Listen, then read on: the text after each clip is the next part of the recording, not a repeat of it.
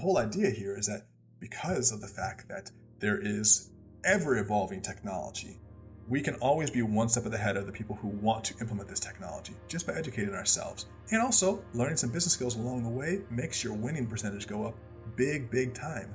So if you learn some skills other people don't have, and then you learn how to sell those skills, you'll always have a job. My friends, welcome back to another incredible episode of The New Wave Entrepreneur. It's your host, Daniel DiPiazza, and I'm so excited to have you here today. We are continuing with a topic that is near and dear to my heart. I mean, as you know, I am the author of the book, Rich 20-something. I've certainly always had a mentality for getting what's mine and also looking to find ways to improve my life and make money at the same time. A lot of us are willing to give away our happiness or our health for money. I never was, and so I've always looked for a way to try to find something that is both paying me to do something that I love and at the same time is also feeding me something that is feeding my soul, hopefully.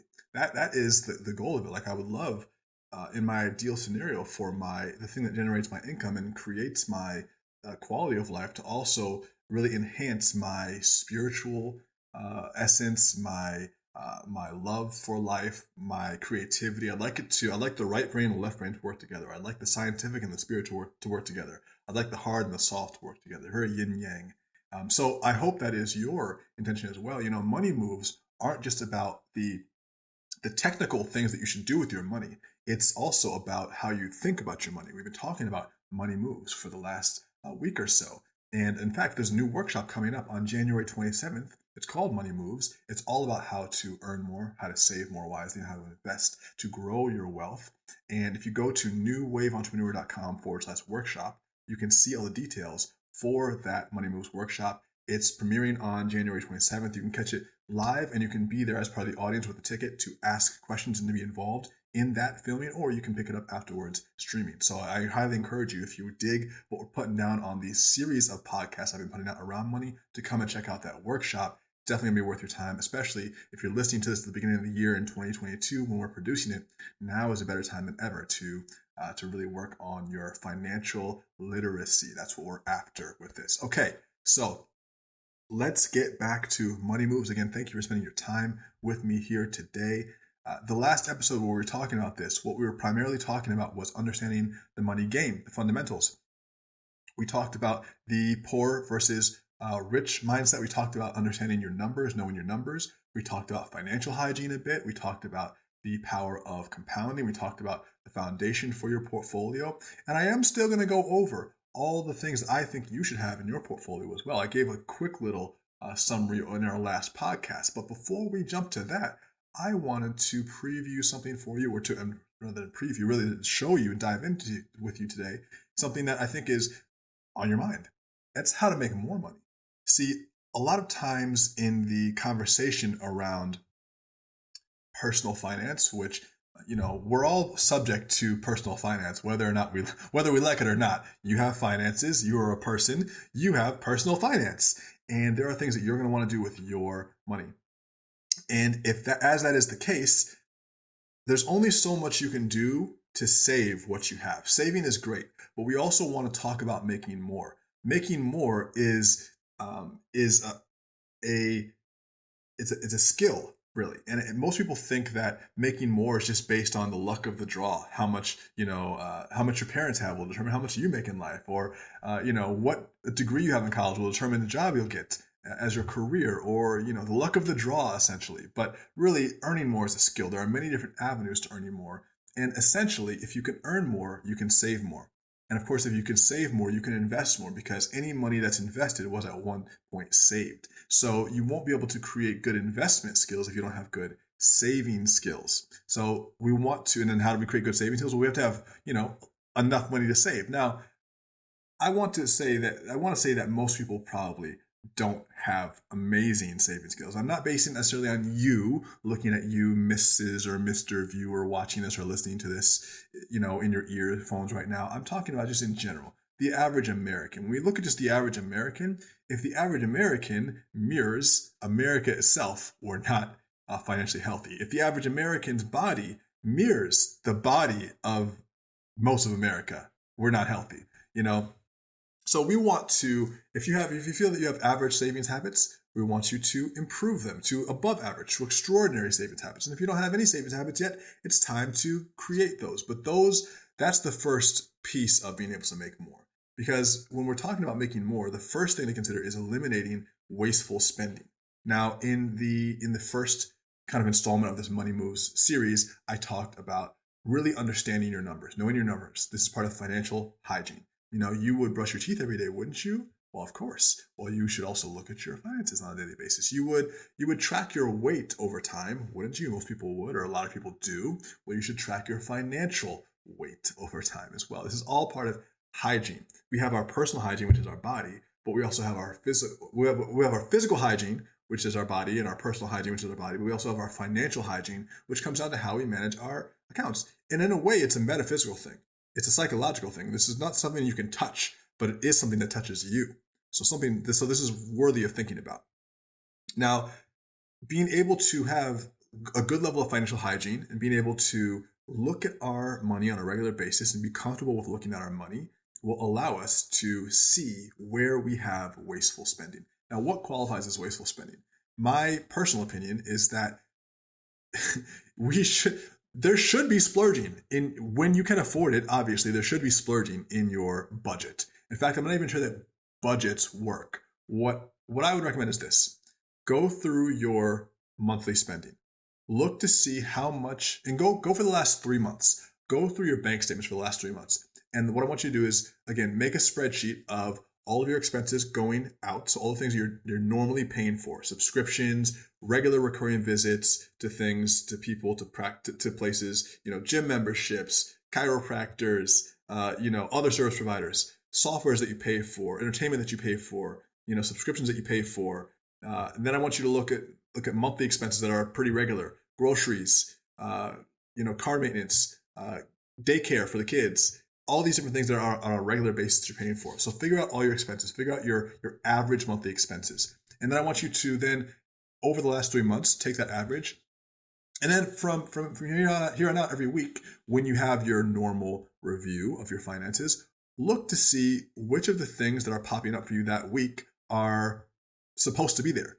If you're used to seeing, a certain type of subscription come through, and you see that plus a few other things, you will get accustomed to seeing that your little alarm bell will go off when those new things pop up on the statement. And you'll start to notice the things that are out of place. You'll start to become more familiar with what your banking situation looks like, what your credit card statement looks like. You'll start to become more familiar with that. And then what I would say is just eliminate the things where you aren't truly getting joy from it or use from it. A lot of times we are spending on things that we're not using. We're spending on things when we think about the amount of time that we've devoted to it, it's not that much. Marie Kondo has this idea about cleaning up your house, and she says, throw anything away that doesn't give you joy. And I say cancel any subscription that doesn't give you joy, cancel any relationship that doesn't give you joy, cancel any program that doesn't bring you joy. Because at the end of the day, you're spending your time for that, you're spending your money for that. And your time is non-renewable and your money is linked to your time. So you want to be making sure that everything that's coming out of your account is supposed to be coming out. Go and look for the things that aren't useful for you and eliminate them. And you might find that you could get back 10% of your monthly spending, your monthly expenses, just through eliminating things that aren't useful. And make some tough decisions. Don't allow yourself to keep everything. Now we're talking, of course, about non-necessities here. We're not talking about your lights and your groceries and things like that. But start to eliminate some things that you're really not using. For me, that's additional memberships that I wasn't using to different websites or different, I had 1 or 2 gym memberships I wasn't using. I know it sounds bad. Or just things that I wasn't utilizing I was paying for. Just go ahead and eliminate those things. Get back to basics. Only splurge on what you care about. I think there should be splurges in your spending. Otherwise, what's the point? We're making this money and we want to be able to enjoy it as well. I feel like I'm firmly in the middle. I am firmly in the realm of definitely create wealth through investment and through long-term thinking, and also make sure that you're taking care of yourself in the present, because you never know when you're going to die. Period. Straight up. You could just die tomorrow. And so make sure that you are enjoying the money that you make as well, but eliminate things that aren't giving you what you really love. The clutter, and you might find you save a lot.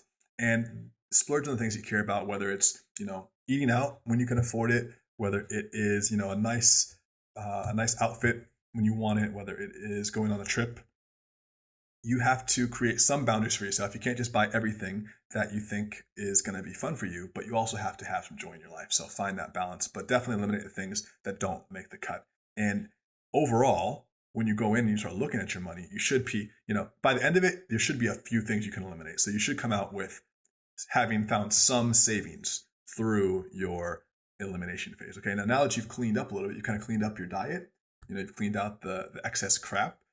Now, that's really what I want you to do is, now that you've cleaned it out, I want you to look at what you're actually doing to make money and see how you can turn that up. Because the easiest way to make more is to make more doing what you're already doing. Today, and again, just to reinforce this, the reason why we're talking about making more is because before you start to invest, before you start to do more advanced things with your money, you have to have enough money to work with. Now, understanding the money game is the first part, knowing that there's a bigger game out there, especially when it comes to the magic of compounding in different assets and different instruments. But now you have to actually go back and make money. You have to go make more. First, you start by saving as much as you can and by cutting unnecessary expenses. But once those two things are done, and you've kind of already trimmed the fat as much as you can, now it's like, all right, how do I put on some muscle? And the first place is, if you're working a 9-to-5 job, it's at your job. So what would that look like? That would look like getting a promotion. That would look like working more hours, depending on what your job is. That would look like, picking up extra shifts. Obviously, this isn't the ideal situation for everybody because you can't necessarily control getting a promotion at work. You can't control necessarily your schedule at work most of the time. You can't control your hourly rate either. But sometimes you can. Sometimes you can ask for a raise. Sometimes you can apply for a promotion that you've been nervous about or curious about. Sometimes you can ask to be put on for more shifts. So just think about where in your existing monetary system you can create more of what you already have. Before you try to start thinking about making a side hustle or something, think about maximizing what you have. Same thing if you're a business owner. If you don't have a job, or your job is everything USA, you're a business owner, look for where you can make more of what you already have. So what could that mean? That could mean, if you're selling a product or a service, increasing the prices. It could mean decreasing the number of hours that you're working, so decreasing the number of hours but increasing the prices, or decreasing the number of clients you're working with but increasing the prices.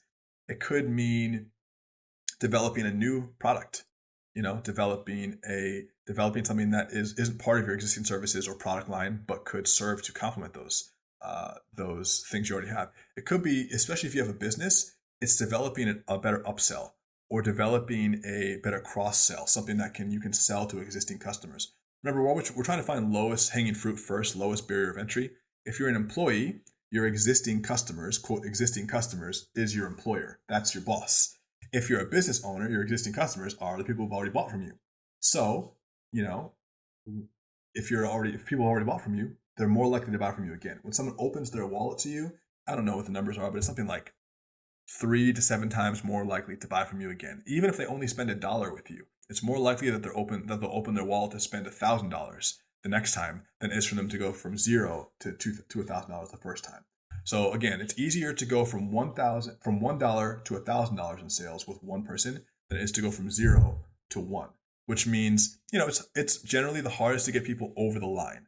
Once you've pulled them over the line, then you can keep doing that over and over again. But it's hardest to get someone to buy and say yes the first time. So if you can get them to say yes once they've already done that, it will actually be cheaper for you, because in time and money, it is expensive to recruit new clients. So think about it like that. You want to make as much as you can with what you have. That's the first part. And that maximizes your time and maximizes your effort. It's about really effectiveness. The better you're able to be effective with your time and your money, the more you're essentially making. Okay. Now, assuming that you have maximized the amount of spending that you've minimized your non-useful spending, your non-essential spending, your wasteful spending, assuming that you've maximized what you can make at work, what you can make at your job, just assuming that you've maximized that whole thing, let's talk about what else you can do. Well, again, the reason why we're doing this is because we're talking money moves, and you can understand the money game like we talked about in the first round of this series. You can also talk about compounding, but you have to make more in order to really start to see that wealth grow. So what are things you can do that you that can add to that bottom line. First thing, liquidating things you aren't using. So this could be, honestly, it could be something simple like a garage sale. It could be, I have a ton of stuff that is worth selling. I have an electric skateboard I want to sell. I think I have a PS3 in there. I'm not sure how much the PS3 is worth. I have some collectibles. I have a bunch of things that I could sell. And man, if I looked around my house right now, I bet you I could find, I don't know, I got to look. I mean, depending on what you want to sell. Again, Marie Kondo would say I think she would say sell anything that you haven't touched for 90 days and sell anything that doesn't bring you joy. So if I had to sell anything I hadn't touched in 90 days, it could be quite a lot of things. But I'm looking around my room right now. I don't have anything super valuable here. Oh, actually, I do have a first edition Colossus comic from the X-Men I'm looking at right here, and maybe that's worth something. I also do have a Big Sean autographed portrait. Now these I don't want to sell because these really are bringing me joy. But I bet you have things here that you would want to sell. Just looking around your room right now. What can you sell? So liquidate some. That's what liquidation is. Liquidate some stuff. Liquidate whatever you're not selling around your house. And yes, it will take some effort to sell this stuff. So there is time that goes into that. So it's not completely free to sell this stuff. But if you did this all in one clean sweep and you made anywhere between $500 and $5,000, that'd be pretty sweet, man. And that's money that's called found money that can go right into your investment fund. So, and I think all you need is $500 to start up an investment account with Vanguard. So there you go.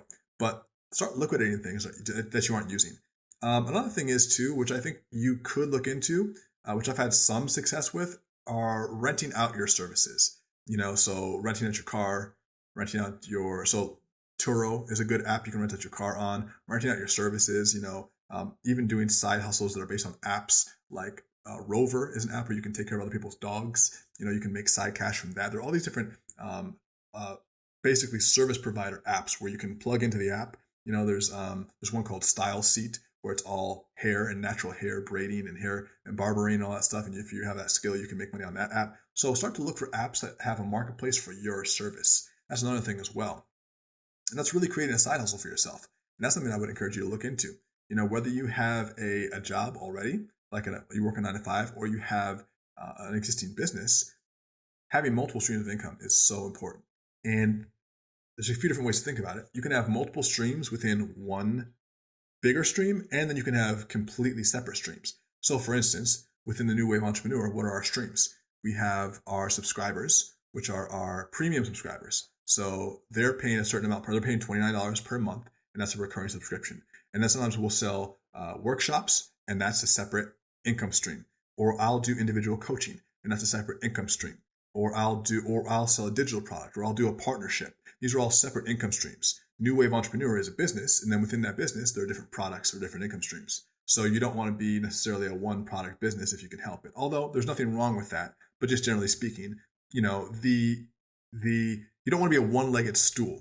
You don't want to be so dependent on one income source that you're easy to knock over. So put some consideration behind that, because if New Wave Entrepreneur is one business and then within it there are multiple different streams, then I'd also want to have different businesses outside of New Wave Entrepreneur. So that's why I have my Strength of Seduction business, which is all like DVDs and fitness stuff. That's why I have my one-on-one consulting or my coaching. That's why I make money on investments, and that's a different stream of income. But these are all income streams. And so there are basically income streams in the form of products and different services within a larger income stream. And then there are completely separate companies and categories. So just think about, where does all your money come from? If all your money comes from a job, we've all been there, and it's not a very good position to be in. Unless this is the job that you totally own, then it's not great. If you are a solopreneur or a small business owner, then you own your job, right? And actually, Robert Kiyosaki had a great description of this in his book, Cash Flow Quadrant. I talked about his book, Rich Dad Poor Dad, in the last podcast series. Now I recommend you go out and get Cash Flow Quadrant. I was just remembering this book now because he talks about the 4 progressions of wealth through different stages. So you have the employee, which gets paid by a company. You have someone who's self-employed. So that's someone who owns their job. So for instance, if you own a liquor store, or if you own or if you're an attorney, both of those are examples where you own your job. If you own a shop, if you're not there, essentially the shop doesn't open. Sure, you can hire people, but you are very essential to that business. If you open up a Subway, better believe Subway doesn't franchise people that aren't going to be in the store. So you own your job. It's a job. If you stop working it, you don't get paid for that. Now, what's the next level up? Next level up is entrepreneur. Entrepreneur, they own the system. So the system is the business itself. So if, for instance, you are not only working in the Subway, but you also own that Subway and a few others, and you own a couple different franchises, then you're not managing necessarily the day-to-day operations of that system, and you don't need to be in any specific Subway location to make money. You are managing it from one level up, which is I have 5 different Subways, and I want to make sure that they're all producing. So you're looking at things from more of a systems perspective. And then one level above that is you're an investor. And so that's when your money is working for you, and you're more about basically making money through returns, not necessarily making money through the business system or through the individual time versus money continuum. So these are the different levels. You have self-employed, you have employed, self-employed, then you have entrepreneur, then you have investor. So think about those differences and think about where you are right now. If you are in a job where they're paying you, then you don't own your job, they own you, and you don't own that income stream. You want to always own your income stream. So if you are working, for instance, in a startup, or you're working in a company and they're paying you for your hours or salary, that's great. Now what I would encourage you to do is go and create a side hustle. Create a freelance business. Now you could also create a product-based business, and many of my friends have done this as well. My beginning experience came in the freelance world. So what you're going to want to do is you're going to want to think about skills that you have. Think about things that you've done in your life that people either compliment you for, that you've always found a natural affinity for, that you have some interest in, that you have a talent for, things that you've gotten paid for in the past, things that are exciting to you. Start to develop these ideas in your head, and then begin to find clients for these ideas. Now, I know we're going over this in a podcast now, and this is actually an entire course. I made a course with Founder Magazine called Start Your Side Hustle, which was like 50 hours of content on this. And before that, I even wrote a book called Rich 20-something. And that book was all about starting a business with what you have in your head. The whole idea here is that because of the fact that there is ever-evolving technology, we can always be one step ahead of the people who want to implement this technology just by educating ourselves. And also, learning some business skills along the way makes your winning percentage go up big time. So if you learn some skills other people don't have, and then you learn how to sell those skills, you'll always have a job. And that job can be working for someone else, or it can be working for yourself. But you'll always have a job. I prefer it to be working for myself, and then I prefer to have other people working for me. But it all is rooted in first getting a skill. Now, if you're wondering, all right, well, what skill should I start with for a side hustle? Here's what I would look into. I would look at what types of jobs are likely to continue to increase in demand, and which ones have the best interlocking growth potential, I'll call it. And when I say jobs, I mean skill sets.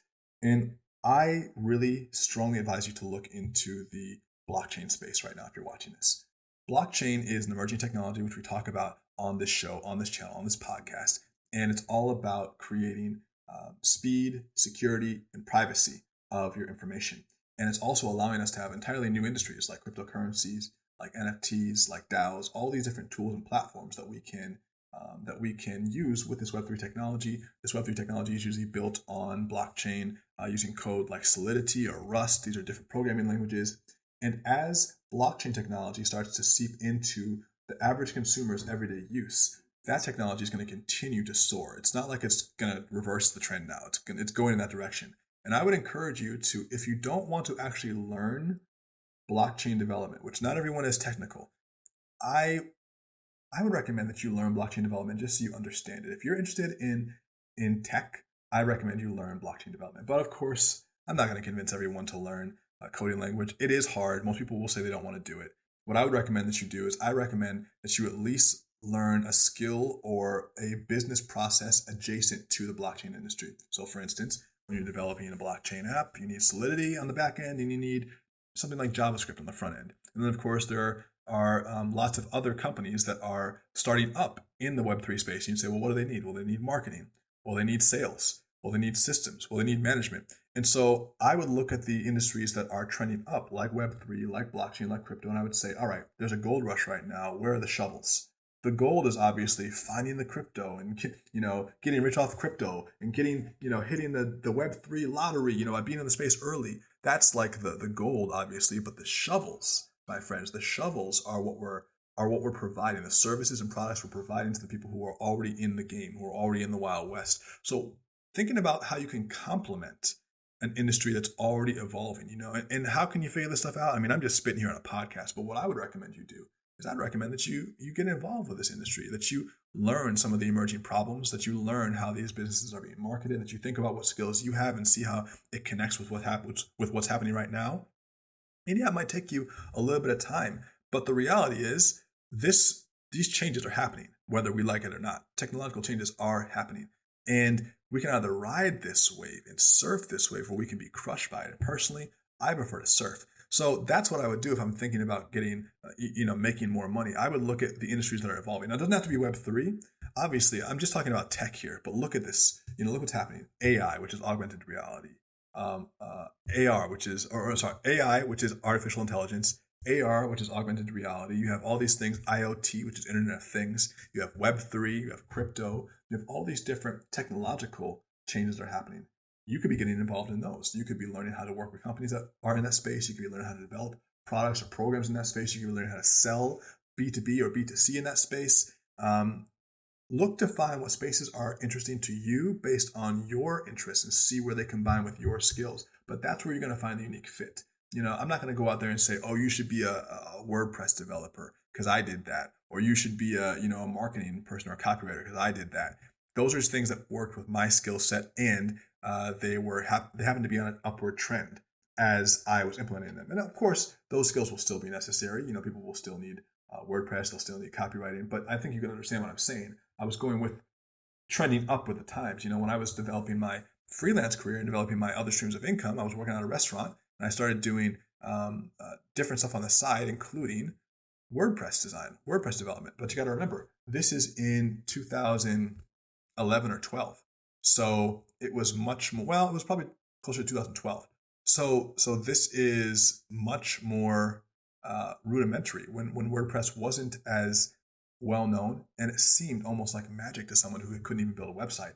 So this is what is happening with Web3 now. People aren't even aware of what is happening in this space, but they're becoming more aware every passing week, and they're looking for more people who have the skill sets that are obscure. Solidity developers right now are some of the highest sought after developers in the world. Those are the developers needed to create smart contracts on Ethereum, and that is what's been fueling this entire boom in DeFi, fueling this entire boom in crypto and NFTs. So start to understand some of this stuff. I would also recommend that you pick up copies of the latest magazines in the different industries you're interested in. So for me, I pick up copies of Entrepreneur, Fortune, Forbes. Sometimes I'll read it online, but I like the physical copies as well.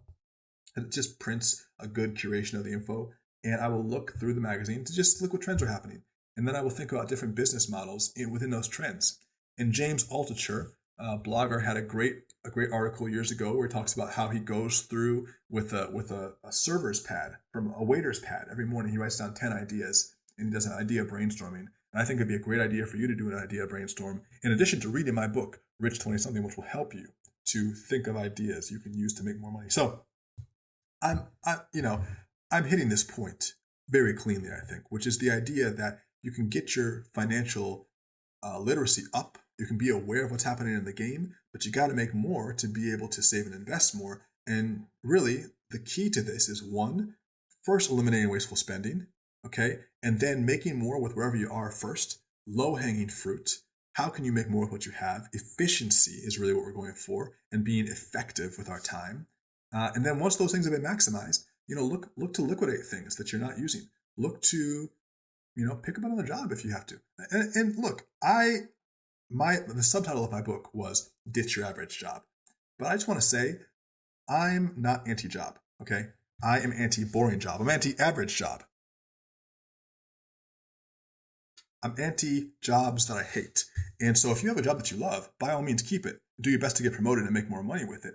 But when and if you have time, it might not be a bad idea to get a side gig.